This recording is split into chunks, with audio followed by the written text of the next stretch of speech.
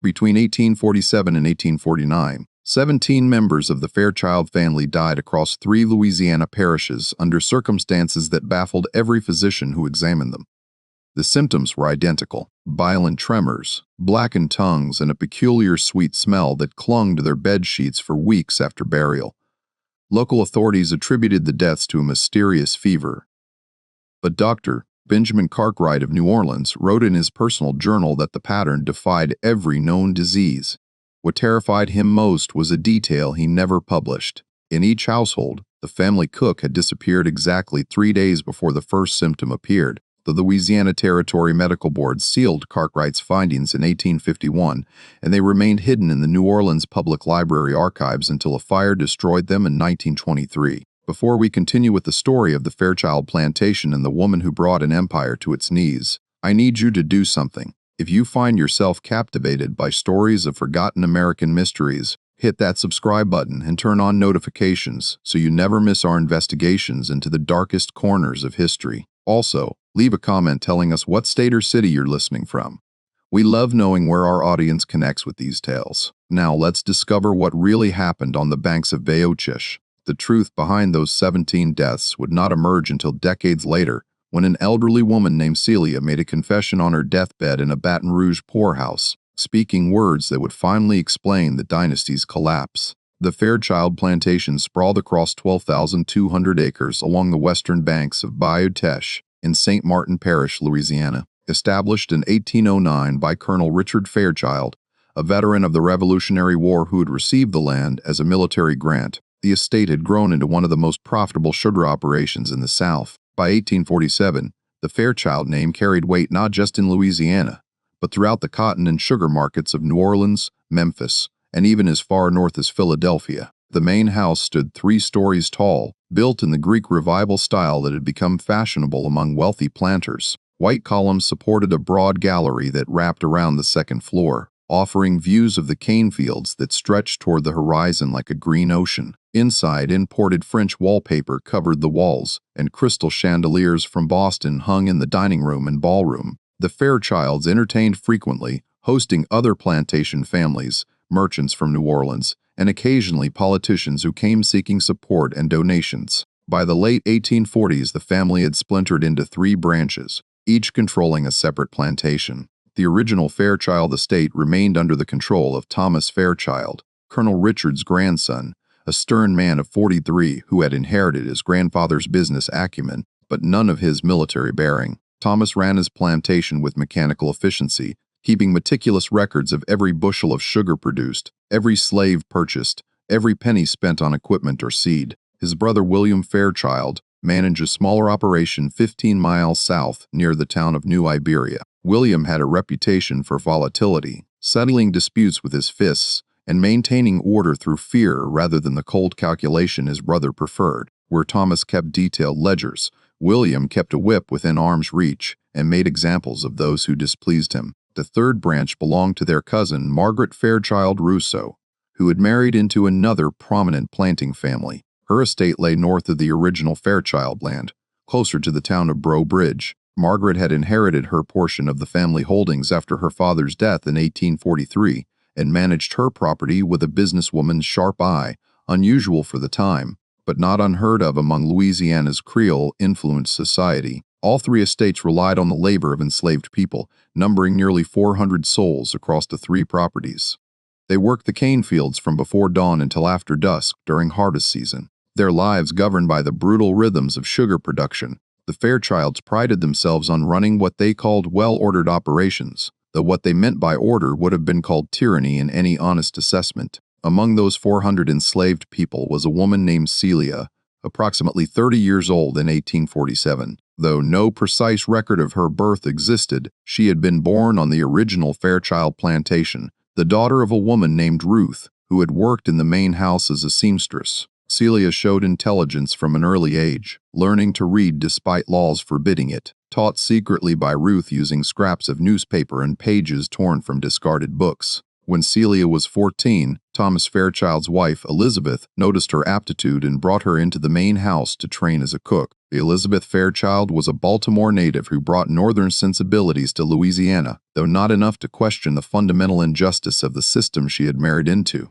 She appreciated fine food and recognized that Celia had a gift for combining flavors, for understanding how heat and time transformed ingredients.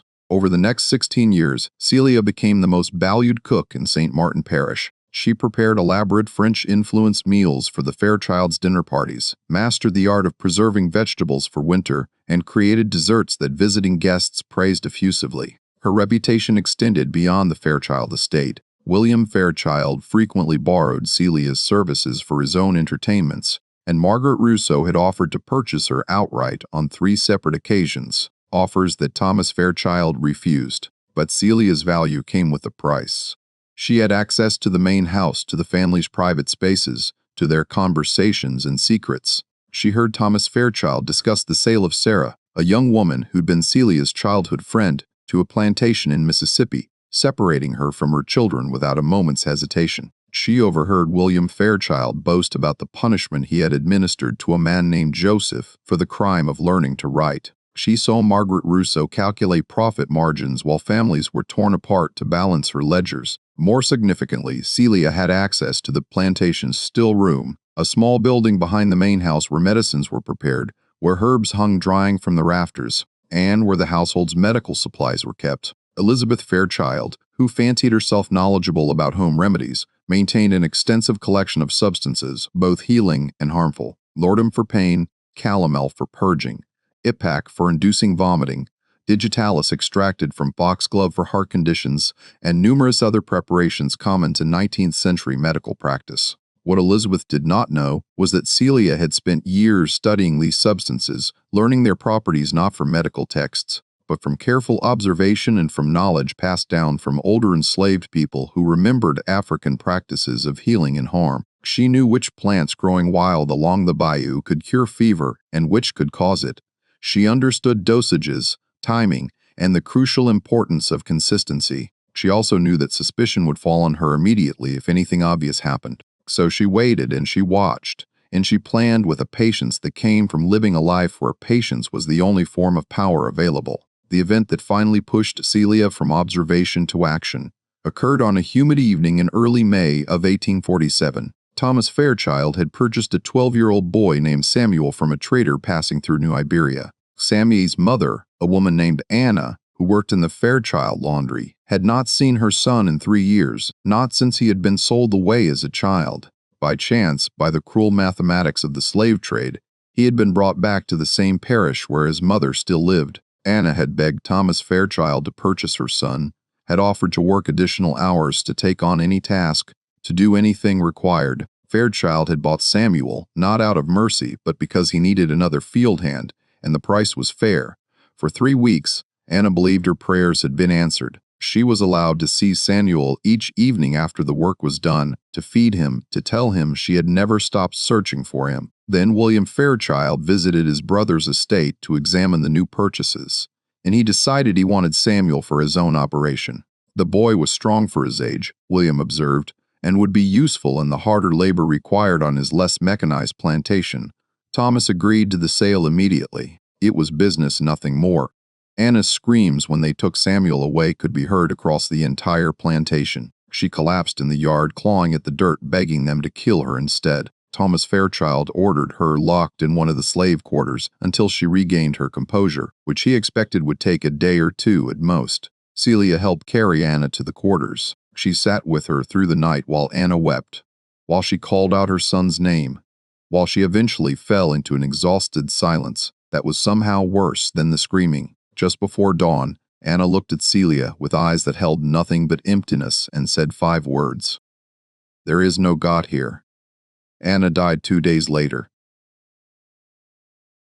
The plantation physician, Dr. Promy, labeling from New Iberia, attributed her death to heart failure brought on by excessive distress. He made this diagnosis without examining the body closely, signing the death certificate while standing in the doorway of the quarters, unwilling to enter the cramped, stifling space where Anna lay. Celia prepared Anna's body for burial, washing her and wrapping her in clean cloth. As she worked, she thought about the still room behind the main house, about the substances that Elizabeth Fairchild kept locked in a cabinet, but whose key hung on a hook that Celia knew the location of. She thought about Mary, her own daughter, 8 years old, who Thomas Fairchild had recently mentioned might be suitable for training as a house servant once she was a bit older. She thought about the 15 years she had spent perfecting recipes designed to please people who considered her property.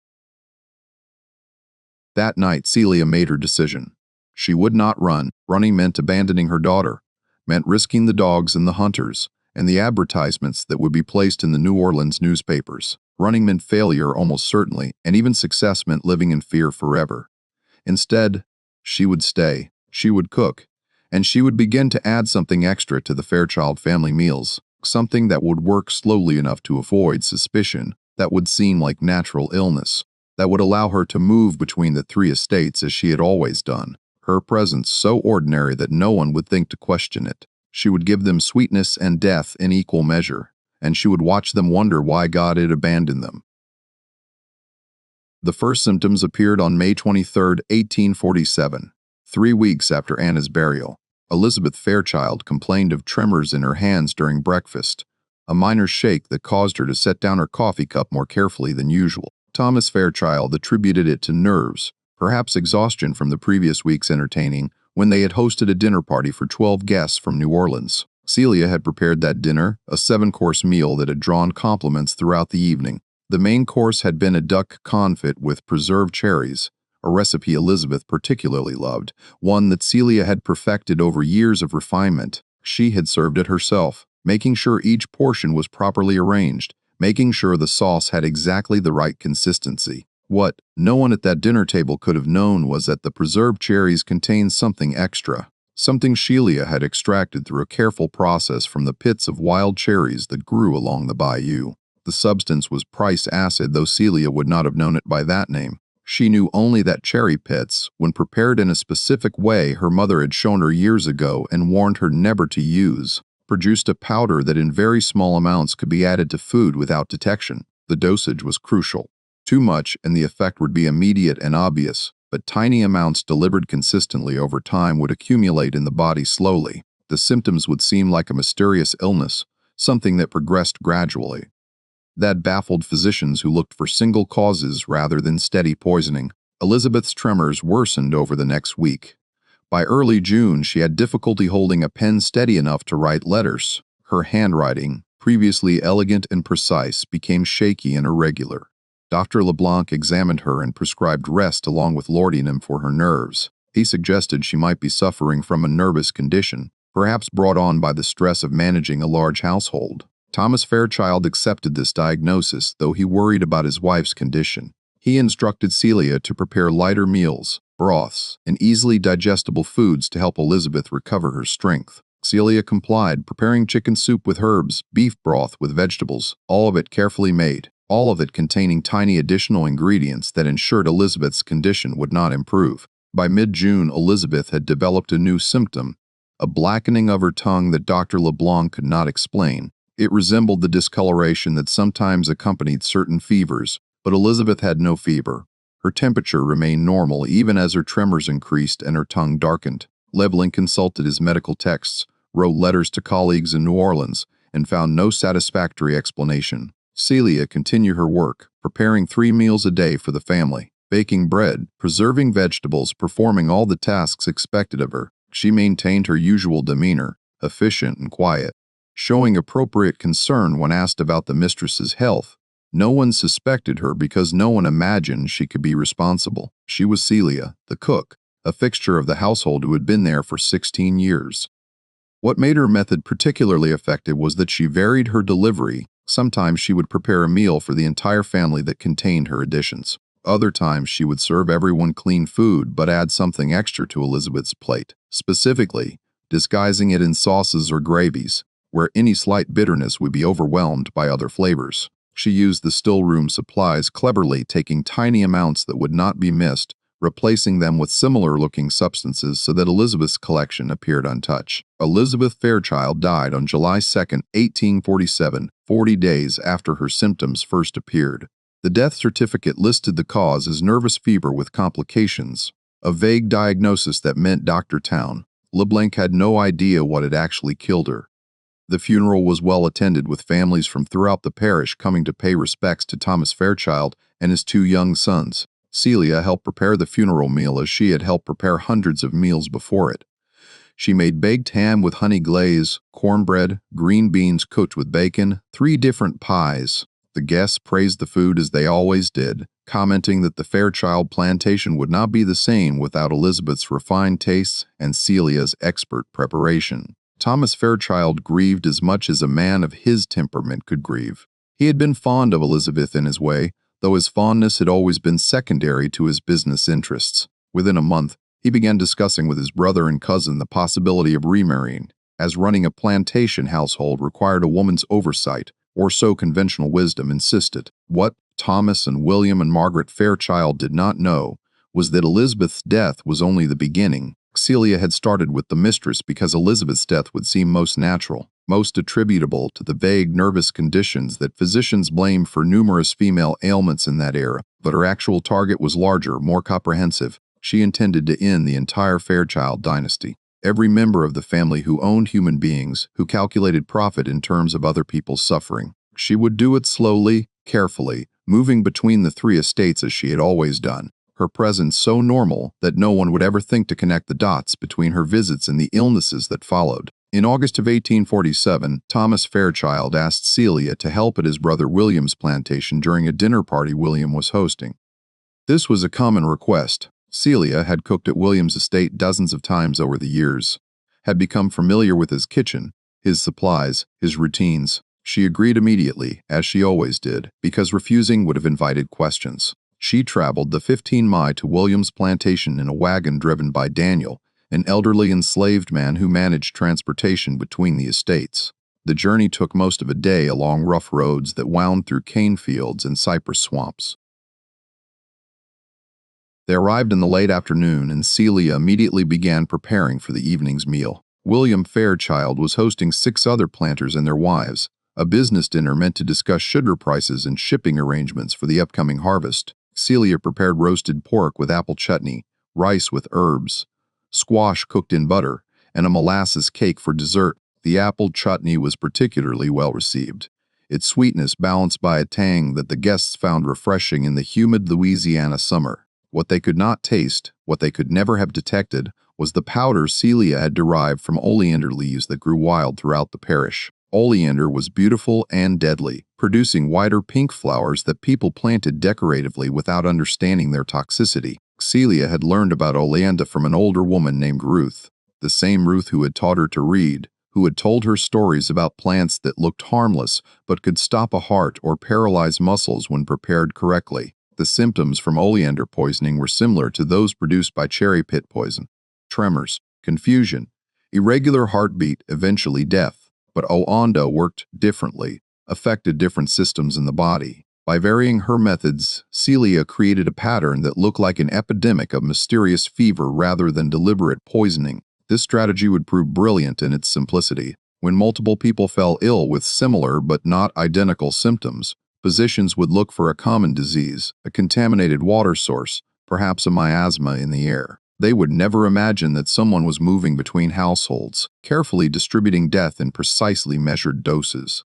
But that level of sophistication came with a challenge. Celia needed to be patient. She needed to wait for symptoms to develop, to allow time to pass between incidents, to make everything seem natural and unconnected. This meant she would be living among the Fairchilds for months or potentially years, watching them slowly die, maintaining her role as the trusted cook who had served the family for nearly 2 decades. It meant she would need to be perfect in her deception, never showing hesitation, never revealing the satisfaction she felt each time she heard that another Fairchild was experiencing tremors or blackening of the tongue. It meant she was committing herself to a course of action that had no way back, that would end either in the complete destruction of the Fairchild family or in her own exposure and execution. On the wagon ride back to the main plantation, Dano commented that Celia seemed quieter than usual.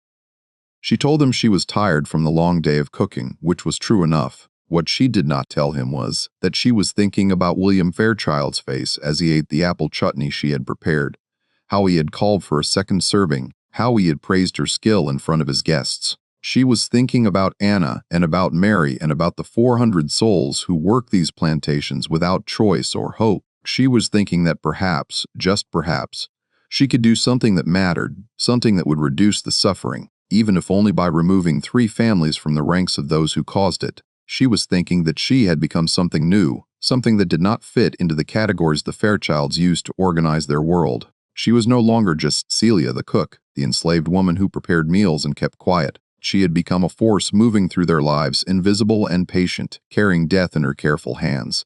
The thought should have frightened her. Instead, it gave her the first sense of power she had felt in 30 years of living as someone else's property. By September of 1847, William Fairchild began experiencing symptoms identical to those that had killed his sister-in-law. The tremors started in his hands, making it difficult for him to write or hold objects steadily. His overseer, a man named Patterson from Virginia, noticed that William had trouble gripping his walking stick during inspections of the fields, that he occasionally stumbled for no apparent reason. William consulted Dr. LeBlanc, who had treated Elizabeth Fairchild during her final illness. LeBlanc was disturbed by the similarity of symptoms, but could find no logical connection between the 2 cases. William had not been present at his brother's estate during Elizabeth's illness. There was no obvious way for him to have contracted the same mysterious fever, if indeed it was a fever at all. The doctor prescribed rest and a tonic he prepared himself, a mixture of iron supplements and herbs meant to strengthen the blood. William took the tonic faithfully 3 times a day and noticed no improvement. The tremors worsened. His tongue began to darken. He developed difficulty sleeping, lying awake at night while his heart raced irregularly in his chest. Thomas Fairchild visited his brother in October and was shocked by William's deterioration. In less than 2 months, William had lost significant weight. His face had taken on a gray pallor, and his eyes had developed a wild, frightened look. Thomas insisted on bringing a second physician from New Orleans, Dr. Benjamin Cartwright, whose reputation as a diagnostician was known throughout Louisiana. Dr. Cartwright arrived in late October and spent 3 days examining William Fairchild, reviewing Dr. LeBlanc's notes and interviewing everyone in the household about William's routines and habits. Cartwright was a methodical man educated at the University of Pennsylvania, who approached medicine with scientific rigor unusual for the time. He noticed several things that disturbed him. First, the progression of William's illness precisely mirrored that of Elizabeth Fairchild, following the same timeline from initial tremors to tongue discoloration to cardiac irregularity. Second, there was a peculiar sweet smell in William's bedroom, faint but detectable, that Cartwright could not identify. Third, when he interviewed the household staff, he learned that Celia, the cook from Thomas Fairchild's estate, had prepared a meal at William's plantation in August, shortly before William's symptoms began. Cartwright made notes of these observations in his journal, but did not yet draw any conclusions. Medical science in 1847 lacked the tools to detect poisoning except in the most obvious cases. There were no blood tests, no chemical analyses that could reveal the presence of plant toxins. Physicians relied on symptoms, on their experience, and on their instincts. What Cartwright's instincts told him was that something was very wrong, that the pattern of illness in the Fairchild family was not natural, but instinct was not proof, and making an accusation without proof, especially an accusation that would implicate an enslaved woman and potentially throw suspicion on one of Louisiana's prominent families, would have been professionally and socially ruinous. So Cartwright kept his suspicions to himself, wrote carefully neutral notes in his journal, and prescribed the same useless treatments that Dr. LeBlanc had tried. He told Thomas Fairchild that his brother was suffering from a severe nervous disorder, possibly related to the strain of managing a plantation, possibly hereditary. He recommended rest, fresh air, and a bland diet. William Fairchild died on November 8, 1847. He was 40 years old. The death certificate listed the cause as nervous fever with cardiac complications, the same diagnosis that had been given for Elizabeth. Dr. Cartwright attended the funeral and observed the family carefully, noting how Thomas Fairchild seemed genuinely grief-stricken, how Margaret Rousseau appeared concerned but not surprised, how the enslaved people who served the meal worked with practiced efficiency. He noticed Celia particularly, the way she moved through the house with quiet competence, the way she seemed to anticipate needs before they were expressed. He noticed that she made no eye contact with anyone, that her expression remained neutral regardless of what was happening around her. It was a demeanor common among enslaved people, a survival mechanism that made them invisible to the whites they served. But something about Celia nagged at Cartwright's medical instincts. He could not articulate what bothered him, could not point to any specific behavior that was suspicious. There was simply something in the way she existed in that space, something that suggested she was aware of things she was not supposed to know. After the funeral, Cartwright returned to New Orleans and added more notes to his journal. He wrote about the pattern of deaths, about the shared symptoms, about the sweet smell he had detected in William's bedroom, and now faintly noticed at William's funeral in the house where the body had been prepared. He wrote about Celia, though he did not name her, referring to her only as the cook who serves both households. Then he filed the journal away and tried to forget about the Fairchild family because there was nothing he could do with his suspicions, nothing that would not create a scandal that could destroy his practice. In 1847, Louisiana, a physician who suggested that an enslaved woman might be systematically poisoning white families would be accused of inciting fear and rebellion, of giving dangerous ideas to people who were supposed to be kept ignorant and compliant. Cartwright's silence was the same silence that protected numerous injustices in the antebellum South, a wall of propriety and self-interest that made it easier to ignore uncomfortable truths than to confront them. He told himself he had no proof, which was technically accurate, but the deeper truth was that proof would have required him to see Celia as something other than property, as a person capable of sophisticated planning and execution, and that recognition would have undermined the entire social structure he lived within. Meanwhile, Celia continued her work. With William Fairchild dead, 2 of the 3 Fairchild estates were now without their primary masters. Thomas Fairchild took control of William's plantation, consolidating management while he searched for a buyer. This meant Celia was called upon more frequently to cook at both locations, to prepare meals for potential buyers to maintain the appearance of normalcy, while Thomas conducted business. She moved between the 2 estates with practiced ease, carrying death in her preserves and powders, her presence so ordinary that no one thought to question it. She attended to every detail of her work, making sure the food was excellent, the presentation perfect, the flavors exactly what the Fairchilds and their guests expected. In December of 1847, Thomas Fairchild announced his engagement to a widow from Natchez named Caroline Ricks. The wedding would take place in the spring of 1848, and Thomas asked Celia to begin planning an elaborate wedding feast for 100 guests. It would be the social event of the season in St. Martin Parish, an opportunity for Thomas to demonstrate that despite his recent losses, the Fairchild name still commanded respect and resources. Celia agreed to prepare the wedding feast, accepting the assignment with the same quiet competence she brought to every task. She began making lists of ingredients, planning courses, calculating quantities. She thought about how many people would eat her food at that wedding. How many of them were planters like the Fairchilds? How many of them participated in the same system of human commodification? She thought about Anna and Samuel separated forever.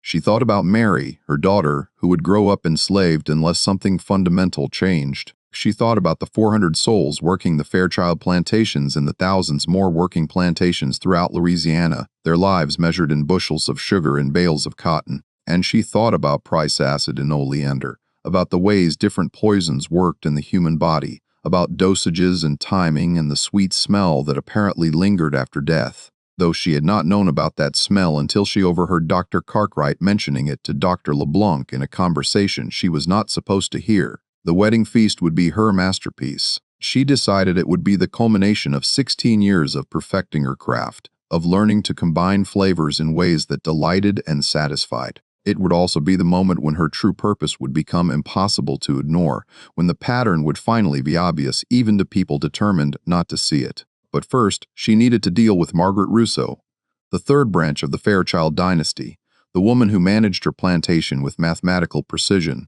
and who had tried 3 times to purchase Celia outright because she recognized valuable property when she saw it. Margaret had invited Celia to her estate in January to prepare a dinner for the parish council, a gathering of the 12 men who controlled local government and who held significant economic power throughout St.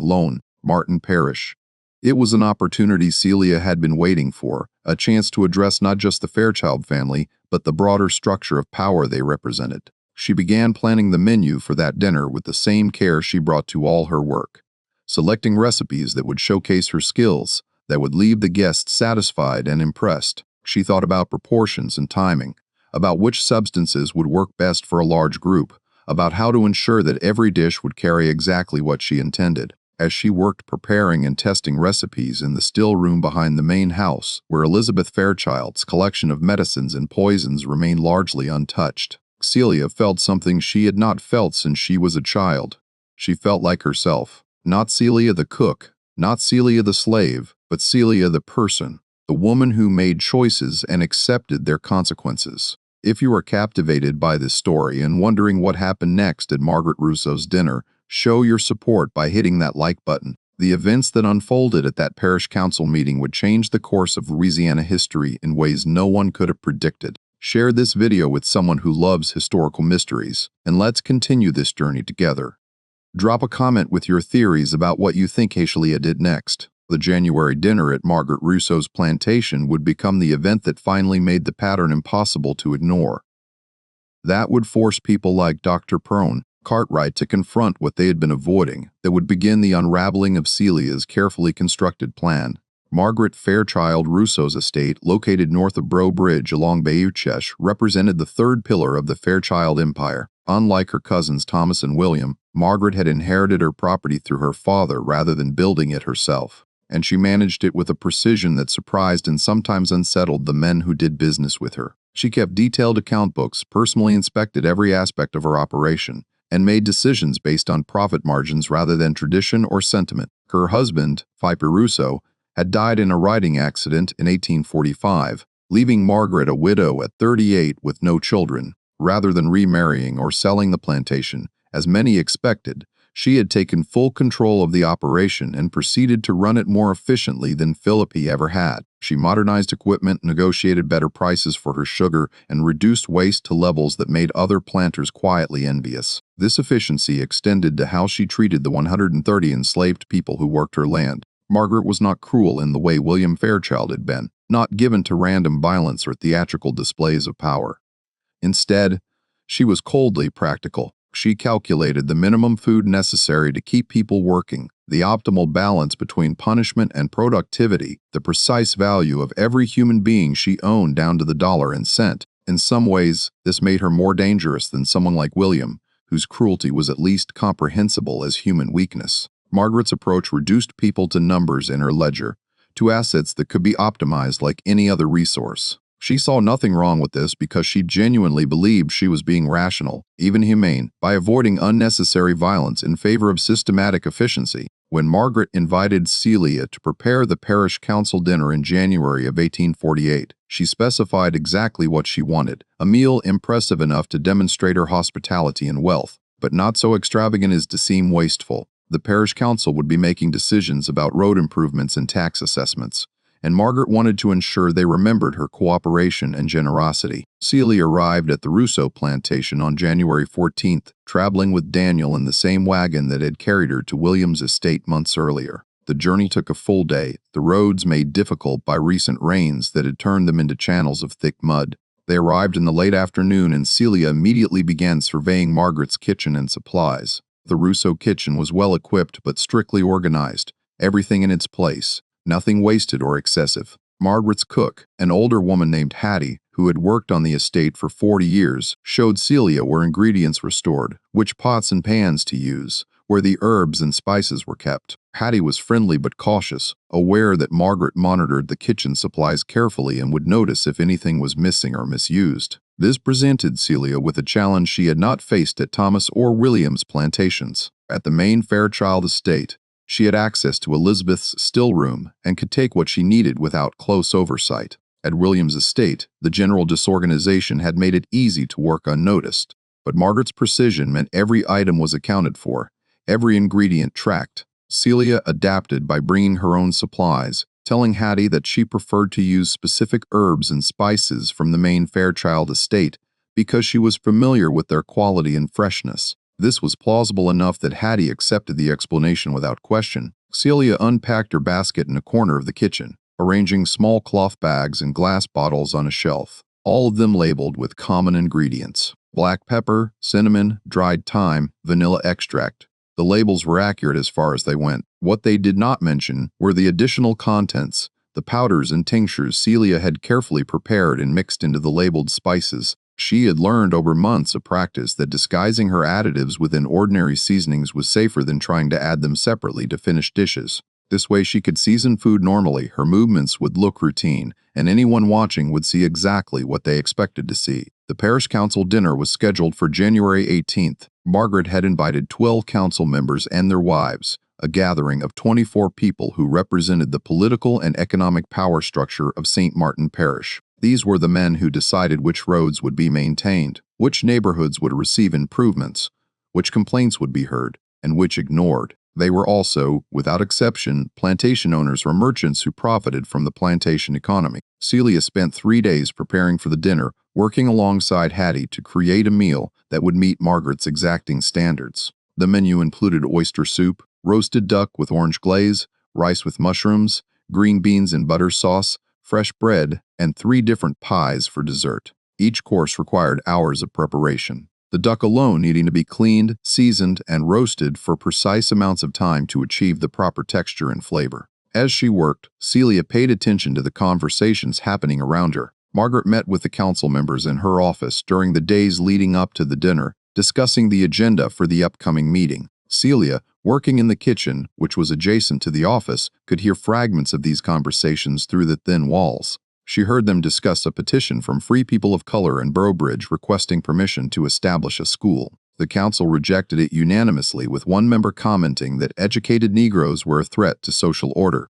She heard them discuss a report of slave unrest on a neighboring plantation, agreeing to increase patrols and warning each other to watch for signs of discontent among their own workforce. She heard them discuss business casually, mentioning profits and losses, complaining about the cost of cotton, celebrating the high price of sugar. She heard them discuss human beings in the same tone they discussed livestock or equipment as things that could be bought or sold or worked harder if properly motivated. And she thought about the dinner she was preparing, about how carefully she had measured the additives in her spice jars, about how she had calculated dosages based on the number of guests expected. She thought about how these 24 people were not just individuals, but representatives of a system, nodes in a network of power that extended far beyond St. Martin Parish. On the evening of January 18th, Celia and Hattie served the meal in Margaret's dining room, a space that could comfortably seat 30 people at a table made from Louisiana cypress. The council members and their wives arrived dressed formally,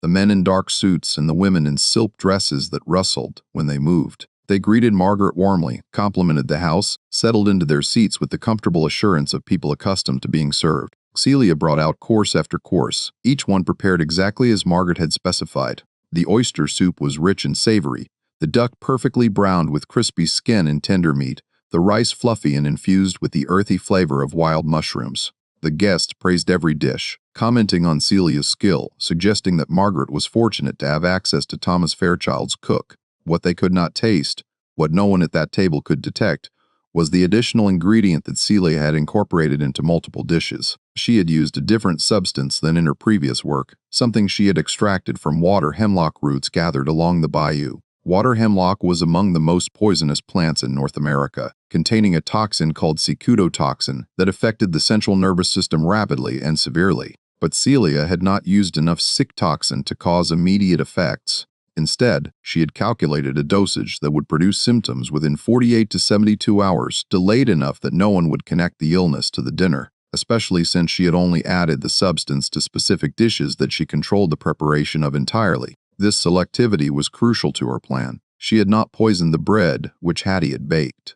She had not poisoned the pies which Margaret had ordered from a baker in Brew Bridge. She had added her preparations only to the duck, the rice, and the green beans, dishes she had prepared personally from start to finish. The dinner lasted 3 hours, with the guests lingering over coffee and brandy after the meal, discussing politics and business while Celia and Hattie cleared plates and washed dishes in the kitchen. Margaret was pleased with how the evening had gone, telling Celia before she left that Thomas should be proud of his cook's abilities. Celia returned to the main Fairchild plantation the next day, her basket lighter than when she had arrived, her expression unchanged. She resumed her normal duties, preparing meals for Thomas and his 2 sons, managing the household kitchen, going about her work with the same quiet efficiency that had characterized her 16 years of service.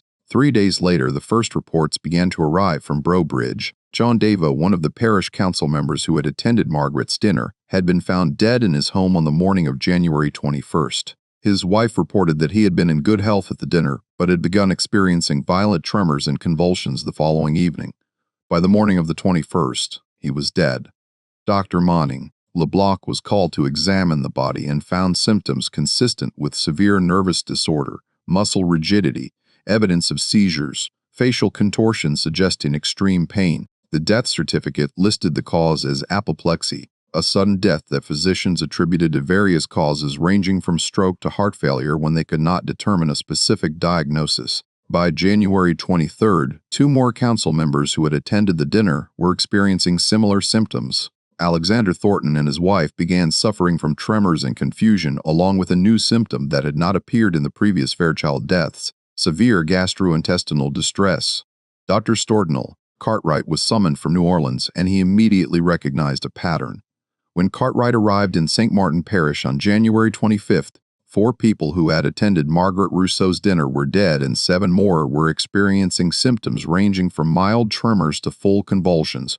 This was no longer a mysterious fever that could be explained away as coincidence or hereditary weakness. This was an epidemic, or something that looked like an epidemic concentrated entirely among people who had eaten a specific meal. Cartwright interviewed Margaret extensively, asking detailed questions about the dinner, the preparation, the sources of ingredients. Margaret provided her account books, showing exactly what had been purchased and from whom.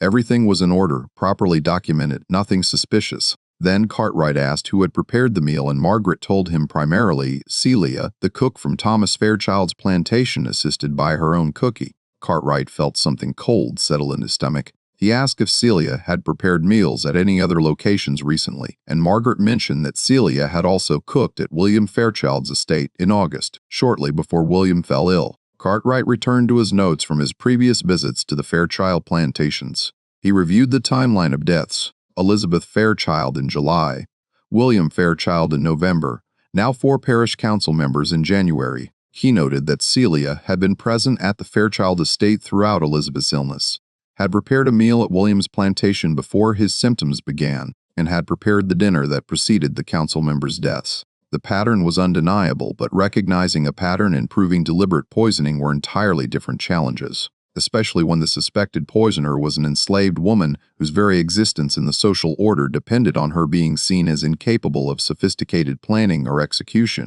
Cartwright faced a dilemma. If he publicly accused Celia, he would need proof, not just circumstantial evidence based on her presence at multiple locations. Without proof, he would be starting a panic that could lead to violence against enslaved people throughout the parish. As white families became paranoid about their cooks and servants, the potential for a bloodbath was significant. But if he remained silent and his suspicions were correct, more people would die. The parish council members were already dead or dying. If Celia continued her work, who would be next?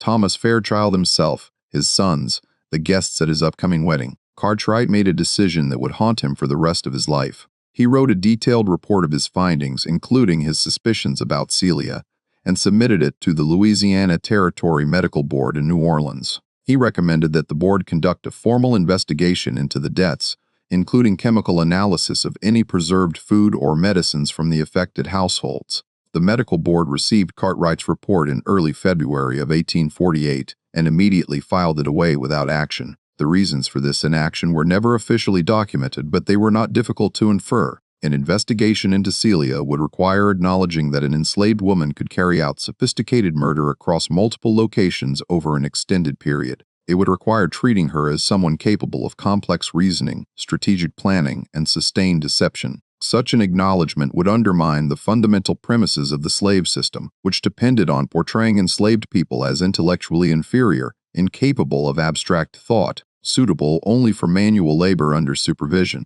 If Celia could systematically poison multiple households while avoiding detection for months, what did that say about the intelligence and capability of the hundreds of thousands of other enslaved people throughout the South? The implications were too dangerous to confront. So the medical board chose to attribute the deaths to a mysterious fever, possibly waterborne, possibly caused by contamination of a common food source, but definitely not the result of deliberate action by anyone, least of all an enslaved woman.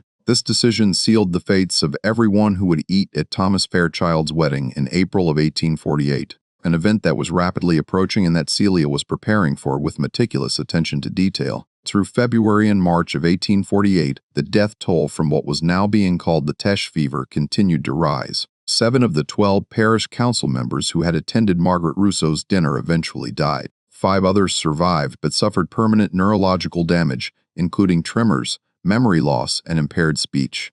Their wives experienced similar but less severe symptoms, a pattern that puzzled physicians who expected disease to affect men and women equally. What the physicians did not understand, because they lacked the framework to consider it, was that Celia had carefully controlled which dishes received her additions. The duck and rice had been served to everyone, but she had prepared the green beans in 2 batches, one with butter sauce for the men, one with olive oil for the women, as was common at formal dinners of the period. Only the butter sauce batch had contained her preparations. This selectivity served multiple purposes. It varied the symptom severity between groups, making the illness seem like a disease with different manifestations rather than deliberate poisoning. It also meant that some people survived to tell conflicting stories about their symptoms, further muddying the diagnostic picture for physicians trying to understand what was happening. Dr. Bus Cartwright, increasingly frustrated by the medical board's refusal to investigate, began his own quiet inquiry. He could not accuse Celia publicly without proof and without institutional support, but he could gather information. He traveled to the 3 Fairchild estates, interviewing enslaved people about their daily routines, asking subtle questions about Celia's movements and activities. What he learned disturbed him profoundly. Celia moved between the estates frequently, was trusted with access to locked rooms and storage areas, had extensive knowledge of herbs and medicines that she had learned from her mother and other older enslaved people. She was respected among the enslaved community, but also somewhat isolated, keeping to herself more than most, rarely engaging in the social interactions that provided relief from the brutality of plantation life. Several people mentioned that Celia had changed after Anna's death the previous May, becoming quieter and more withdrawn. One woman, speaking carefully and only after Cartwright promised she would not be identified, said that Celia had told her that God had stopped listening to prayers from enslaved people, so they would have to find other ways to change their circumstances. Cartwright recognized the statement as potentially significant, but also as hearsay that would never be admissible as evidence in any legal proceeding. More importantly, he was beginning to understand that proving Celia's guilt, even if he could do so conclusively, would not solve the broader problem. The system that had created the circumstances leading to her actions would remain unchanged. The injustice would continue. This realization paralyzed Cartwright. He was a physician trained to diagnose and treat, but the disease he was confronting was not medical but social. Even if he exposed Celia, even if she was executed, as she almost certainly would be, what would change? Another enslaved person would take her place in the kitchen. Another family would own that person.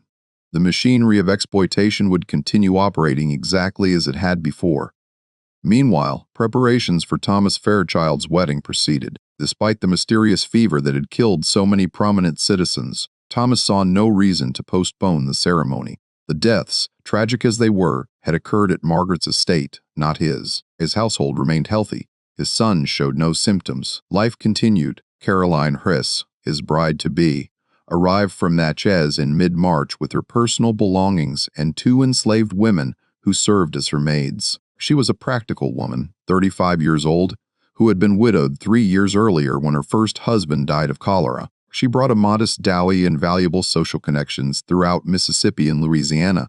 The marriage was financially advantageous for both parties and personally suitable, though not romantic in any conventional sense. Caroline took immediate interest in the household management, meeting with Celia to discuss the wedding feast and the ongoing needs of the estate. She was impressed by Celia's competence and organization, commenting to Thomas that he was fortunate to have such a capable cook. Thomas agreed, noting that Celia had been with the family for 16 years and was entirely trustworthy. The wedding was scheduled for April 23, 1848. Invitations had been sent to 100 guests throughout Louisiana and Mississippi. The ceremony would take place in the plantation's garden, followed by a feast in the main house that would showcase the Fairchild family's continued prominence despite recent tragedies. Celia began preparing for the wedding in early April, working 12 to 14 hours daily to create the elaborate meal Caroline and Thomas had requested. The menu included crawfish bisque, roasted venison with cranberry compost, ham glazed with honey and cloves, 3 types of vegetables, fresh bread, and a towering wedding cake that would require 3 days to construct properly. As she worked, Celia thought about numbers. 100 guests, most of them plantation owners or merchants connected to the plantation economy, most of them people who participated in and profited from human bondage. She thought about how many enslaved people those 100 guests collectively owned, how many lives they controlled, how many families they had separated for profit. She thought about the dosages she would need, about how to distribute her preparations across multiple dishes to ensure maximum impact while avoiding immediate symptoms that would stop the feast and prevent full exposure. She thought about timing, about how long it would take for symptoms to develop, about whether she would still be alive when the truth finally became undeniable. Because Celia knew with certainty that the wedding feast would be her final act, the scale of what she was planning could not be disguised as natural illness. When 100 people fell ill after eating a meal she had prepared, even the most willfully blind observers would have to acknowledge what had happened. She would be arrested, interrogated, and executed, probably tortured first to extract a confession that would satisfy the legal requirements. She accepted this outcome. She had accepted it months ago when she made her first addition to Elizabeth Fairchild's meal. Everything since then had been borrowed time, an extension of her life that she had used to inflict maximum damage on the system that had enslaved her. The only question that remained was whether she could complete her work before being stopped, whether she could serve that wedding feast and watch the Fairchilds and their guests consume what she had prepared. After that, her fate did not matter. But fate, in the form of Dr. Benjamin Cartwright, intervened in an unexpected way. On April 10th, 13 days before the wedding, Cartwright arrived at the Fairchild plantation unannounced. He asked to speak with Thomas privately, and the 2 men met in Thomas's study while Celia served them coffee. Cartwright waited until Celia left the room, then spoke bluntly. He told Thomas that he believed the mysterious fever was not a fever at all, but poisoning delivered deliberately through food. He explained his reasoning, the pattern of deaths, the common presence of Celia at each location where illness occurred. He showed Thomas's medical notes, the timeline he had constructed, the probability calculations that made coincidence implausible. Thomas Fairchild listened to this explanation with growing horror, not because he immediately believed it, but because he understood the implications if it were true. If Celia had poisoned his wife, his brother, the parish council members, then she had done so while living in his household, serving his family, preparing every meal they ate. The violation was not just criminal but intimate, a betrayal of the trust that the entire social system depended upon. But Thomas was also a practical man, and he asked Cartwright the one question that mattered. Did he have proof? Cartwright admitted he did not in any legal sense. The evidence was circumstantial based on patterns and probability rather than physical evidence or confession. Moreover, Cartwright said the medical board had refused to investigate and local authorities were unlikely to act on accusation alone, especially given the social complications involved. Thomas considered this information carefully.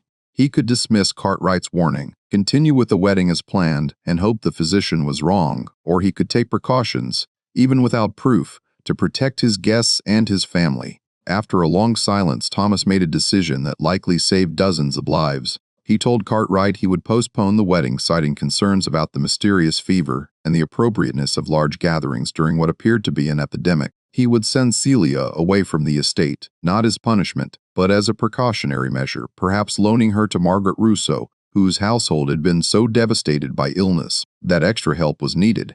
Cartwright suggested a different approach.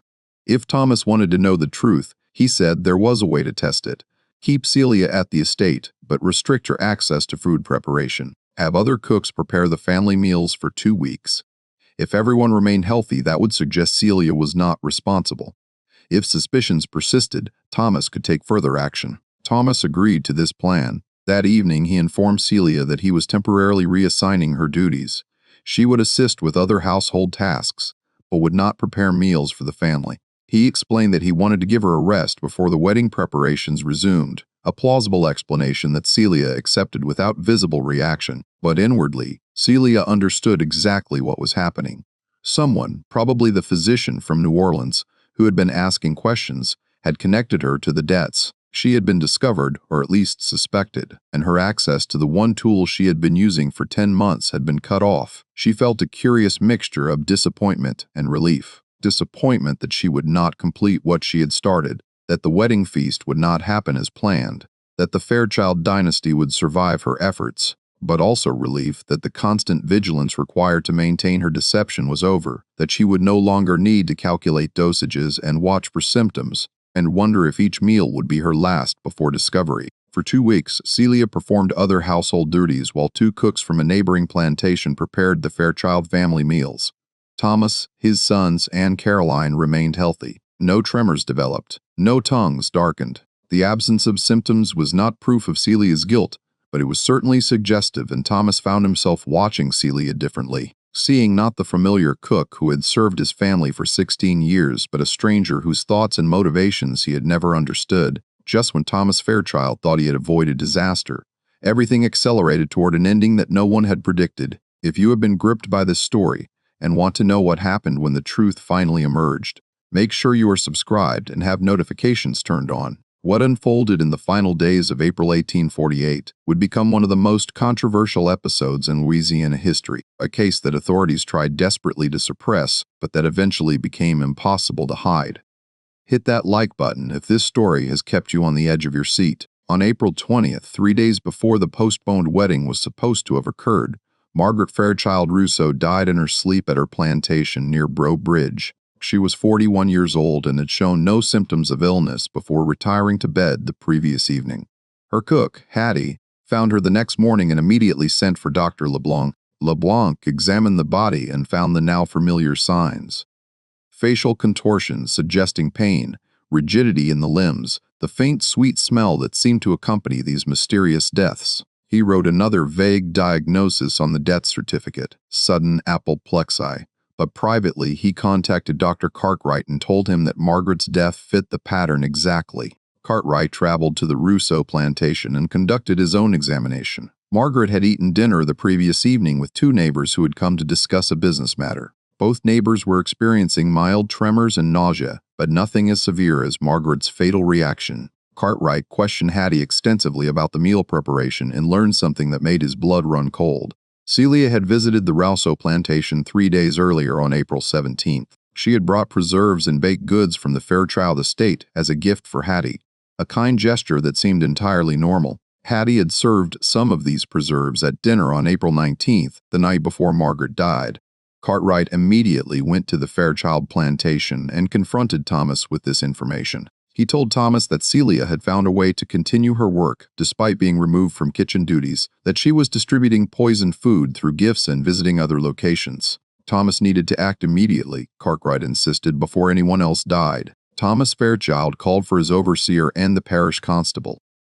That afternoon, April 21st, 1848, Celia was arrested and confined to a locked storage building on the plantation, while authorities decided how to proceed. She did not resist arrest. She did not protest her innocence. She simply allowed herself to be taken to confinement, her expression as neutral and unreadable as it had been throughout her years of service. The interrogation of Celia began on April 22nd in the locked building where she was being held. Present were Thomas Fairchild, Dr. Thomas Cartwright, the parish constable, and a magistrate from New Iberia named Judge Armand Thibodeau. Also present taking notes was a young lawyer named Charles Dupree, who would later become a district attorney and whose private papers would eventually reveal details of what happened in that room. Under Louisiana law in 1848, an enslaved person accused of a crime had no rights of due process, no right to representation, no protection against self-incrimination. The interrogation could proceed however the authorities chose, using whatever methods they deemed necessary to extract information. The purpose was not to determine guilt through a fair proceeding, but to extract a confession that would satisfy legal formalities before carrying out punishment. But something unexpected happened in that interrogation room. Celia, rather than denying the accusations or remaining silent or begging for mercy, did something that shocked everyone present. She confessed immediately and completely without any coercion whatsoever. She told them everything. She described how she had begun planning after Anna's death, how she had used Elizabeth Fairchild's stillroom to gather materials, how she had extracted poisons from cherry pits and oleander and water hemlock and other plants growing throughout the parish. She explained her methods of disguising the substances in food, of calculating dosages, of timing exposures to avoid immediate suspicion. She confirmed that she had poisoned Elizabeth Fairchild, William Fairchild, the parish council members at Margaret Rousseau's dinner, and finally Margaret herself. She estimated she had killed 23 people in total, though she acknowledged the exact number might be higher or lower, depending on whether some victims had survived longer than expected, or whether some deaths attributed to natural causes had actually been her doing. Judge Thibodeau interrupted her confession multiple times, disturbed by its calm, methodical tone. He asked her if she understood what she was admitting to, if she comprehended the consequences. Celia replied that she understood perfectly and had understood for months that eventual discovery and execution were inevitable outcomes of her actions. Thomas Fairchild, listening to this woman he had known for 16 years reveal herself as someone entirely different from what he had imagined, finally asked the question that had been haunting him. Why? Celia's answer was simple and devastating. She said that she had murdered his family and their associates because they had murdered hers first, slowly over generations through a system of ownership that destroyed families, denied humanity, and justified itself through convenient lies about natural hierarchy and necessary order. She said that Anna's death had clarified something she had been trying not to see for 30 years. That appeals to morality or mercy or law would never change anything, because the people in power had no incentive to change a system that benefited them. So she had decided to remove some of those people to create consequences where none had existed before, to demonstrate that the power they held was not absolute. She said she had no illusions about changing the broader system through her actions. She knew 23 deaths would not end slavery, would not reform plantation society, would likely not even make most people question the fundamental premises of their world. But she had reduced the suffering in one small way by removing people who caused it. And she had proven to herself and to her daughter Mary that enslaved people were not the passive, simple creatures that planters needed to believe they were. This confession, delivered in clear, precise language that demonstrated intelligence and education that Celia was not supposed to possess, created an immediate crisis for everyone in that room. Judge Thibodeau understood that if Celia's words became public, if people learned that an enslaved woman had systematically murdered prominent white citizens over 10 months while living among them and serving them daily, the social panic would be extraordinary. Moreover, the confession revealed something that threatened the ideological foundations of the slave system. Celia was articulate, strategic, capable of long-term planning and sophisticated execution. She was, in other words, obviously and undeniably fully human, possessed of all the intellectual capabilities that the system insisted enslaved people lacked. Acknowledging this in any public way would be dangerous. It would give credibility to abolitionists who argued that enslaved people were just as capable as anyone else, and were being denied freedom not because of inherent limitations, but because of deliberate oppression. It would make other enslaved people dangerous in white imagination, transforming them from controllable laborers into potential threats who might be planning similar actions. Judge Thibodeau made a decision that prioritized social stability over justice or truth. He declared that Celia's confession would be sealed, that she would be executed quickly and quietly without a public trial, and that the official explanation for the deaths would remain the mysterious fever that had been cited on death certificates. The medical board's investigation, such as it was, would be closed without findings. Dr.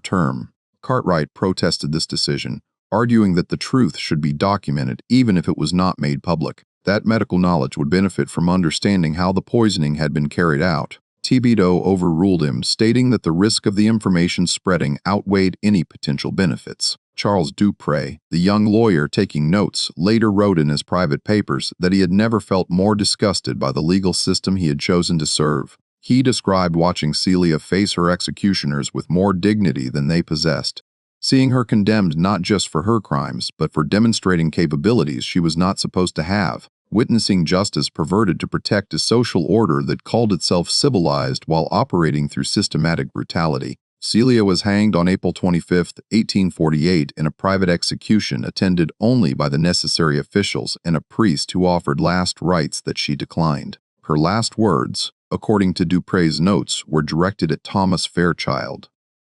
"You will remember me every time you eat." Her body was buried in an unmarked grave on the Fairchild plantation, location unrecorded, her name absent from the death register.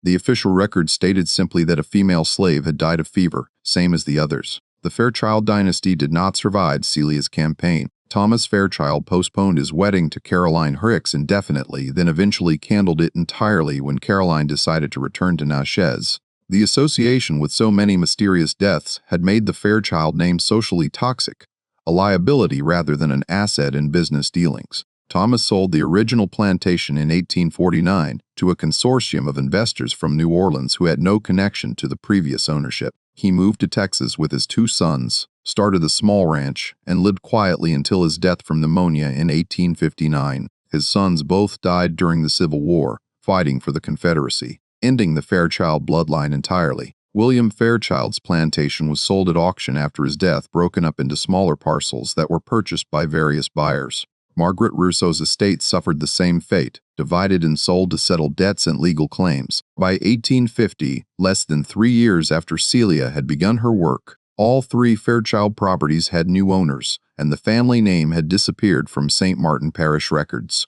Dr. Seeley, Benjamin Cartwright, continued practicing medicine in New Orleans but never spoke publicly about the Fairchild case. His journal, containing his suspicions and observations, was donated to the Louisiana Territory Medical Board after his death in 1862, where it remained in archives until destroyed by fire in 1923. The few fragments that survived were insufficient to reconstruct his full account. Charles Dry, the lawyer who had witnessed Celia's interrogation, kept his private papers secret throughout his life. After his death in 191, his daughter found them while settling his estate. She read his account of the case and was disturbed enough by what she learned that she donated the papers to a historical society in Baton Rouge with instructions that they not be opened until 1950. When researchers finally examined DRI's papers in the 1950s, they found his detailed notes about Celia's confession, his description of the investigation and cover-up, his personal reflections on justice and complicity. His account was the only surviving documentation of what had actually happened in St. Martin Parish in 1847 and 48. Modern historians have debated the case, some questioning whether Dupree's account might have been exaggerated or fabricated, others pointing out that the pattern of deaths he described matches records from the period, even though official explanations attributed them to disease. Chemical analysis of the deaths is impossible since no preserved tissue exists, but toxicologists have confirmed it, that Celia's described methods would have worked exactly as she claimed, producing the symptoms that physicians documented. The case has become a controversial episode in Louisiana history, studied by scholars of slavery, resistance, and social systems. Some view Celia as a murderer who killed innocent people. Others see her as someone pushed to extreme action by an evil system, someone who used the only tools available to her to fight back against people who were actively participating in her oppression. What is not debatable is that Celia existed, that she was enslaved on the Fairchild plantation, and that she possessed intelligence and capability that the system was designed to deny.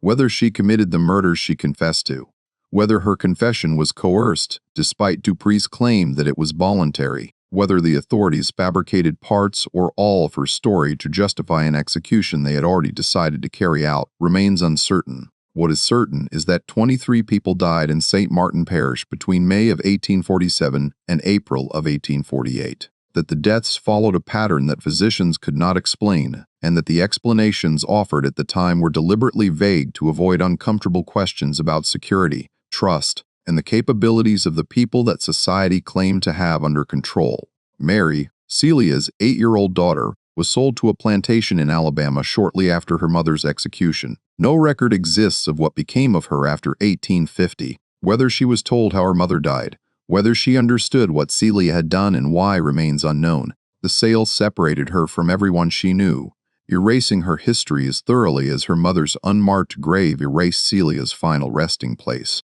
The enslaved people who worked the Fairchild plantations were dispersed when the properties were sold, scattered throughout Louisiana and neighboring states, their community destroyed by the economic consequences of their owners' deaths. Whether any of them knew or suspected what Celia had done, whether they told stories about her among themselves, whether her actions became part of the hidden oral tradition that preserved truth when official history recorded lies, cannot be determined from surviving records. What can be said is that in the spring of 1848, for a brief period, the Louisiana plantation system experienced something it was not designed to experience: genuine fear of the people it claimed to control.